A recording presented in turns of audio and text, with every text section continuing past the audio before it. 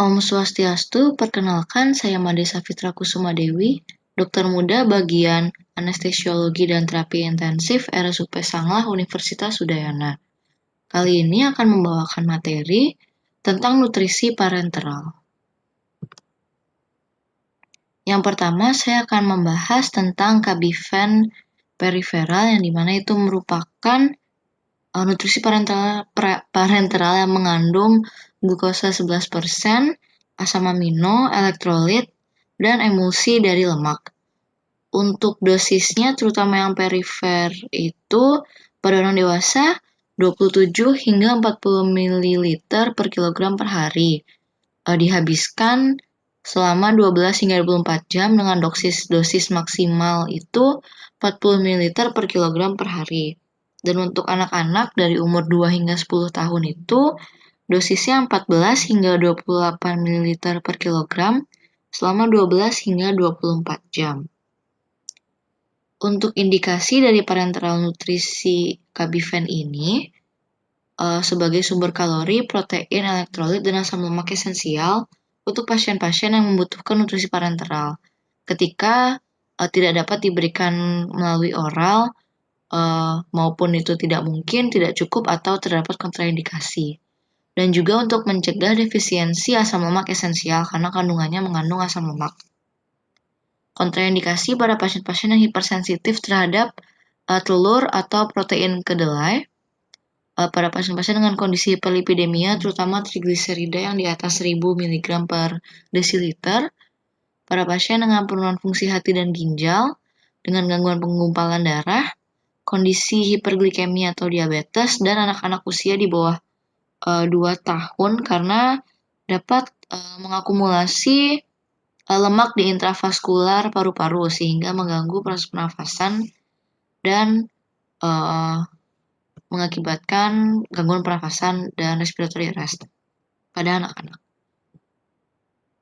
Pada pasien-pasien dengan trigliserida tinggi yang masih di bawah 1000 mg per desiliter, pertama dilakukan adalah harus dihentikan pemberiannya dan dimonitor jika trigliseridanya di atas 400 mg per desiliter.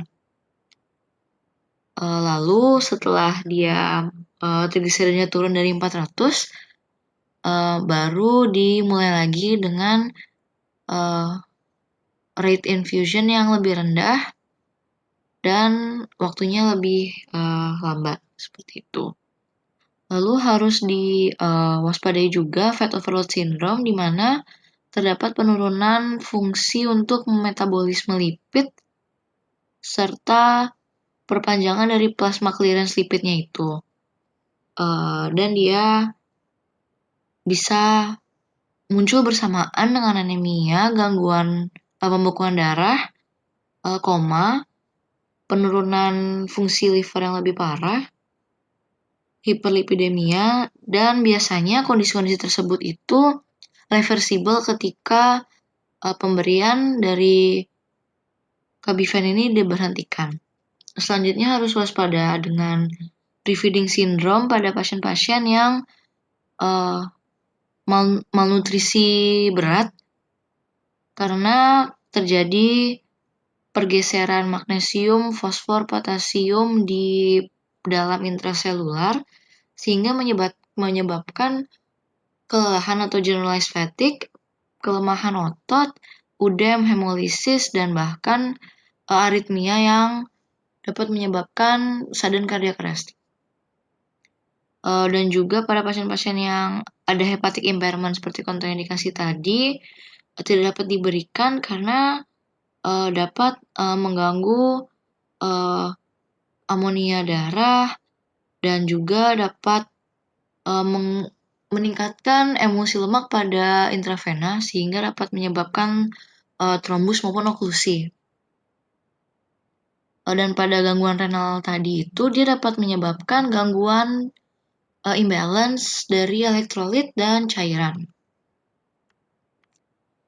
Yang kedua akan saya bahas itu kalbamin, di mana kalbamin ini kandungannya asam amino 10% dan klorida.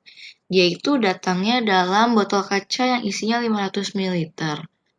dan diberikan dengan dosis 1 hingga 1,5 gram per kilogram per hari dengan tetesan infus maupun infusion rate dengan siring pump yang rendah atau lambat. Kandungan per liternya bisa dilihat itu kebanyakan dia mengandung asam amino, dia juga mengandung klorida dengan total asam amino esensial 47, kurang lebih 47 gram, asam amino non esensial 43 gram, mengandung nitrogen juga, dan osmolaritasnya ini 800 osmolaritas per liter.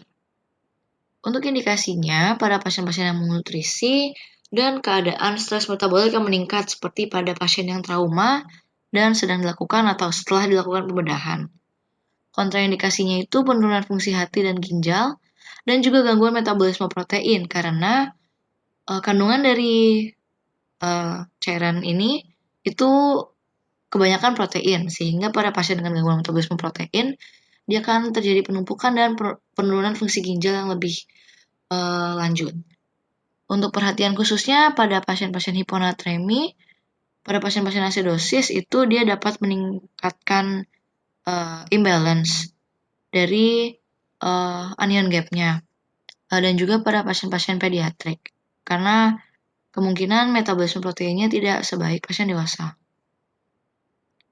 Dan selanjutnya yang akan saya bahas itu Clinimix N9G15E yang mengandung asam amino, nitrogen 9 gram per liter, glukosa 15 gram per 100 ml, dan elektrolit. Clinimix ini dia datangnya ada dua, ada yang glukosa 15 gram, ada yang glukosa 20 gram. Namun yang saya bahas ini yang 15 gram. Dia itu bentukannya, dia datang dalam bentuk chamber bag. Dan dosisnya itu yang diberikan biasanya pada orang dewasa 2,5 ml per kilogram per jam, dihabiskan selama 8 jam. Untuk indikasinya sama seperti indikasi parenteral tanpa indikasi khusus, yaitu ketika nutrisi oral ataupun enteral tidak memungkinkan, tidak mencukupi, atau terdapat kontraindikasi. Dan kontraindikasinya untuk pemberian ini itu jika terdapat hipersensitivitas, terdapat salah satu komposisi dari Clinimix, terdapat penurunan fungsi hati dan ginjal, dan gangguan metabolisme protein. Untuk perhatian khususnya, itu asidosis metabolik, hiperkalemi, hipernatremi, dan hiperglikemi. Karena kandungan dari Clinimix ini, dia mengandung elektrolit sehingga dapat menimbulkan imbalance yang lebih pada pasien ketika sebelum asidosisnya maupun imbalance elektrolitnya dibenahi. Sehingga harus ditangani terlebih dahulu kondisi-kondisi asidosisnya dan imbalance elektrolitnya, baru dapat diberikan Clinimix dengan tetap memperhatikan kandungan elektrolitnya pada pasien. Jadi dia harus monitoring. Untuk pembahasan parenteral nutrisi yang singkat ini saya sudahi dan saya ucapkan terima kasih. Saya akhiri dengan mantra Panganjali Umat, Om Santi Santi Santi Om.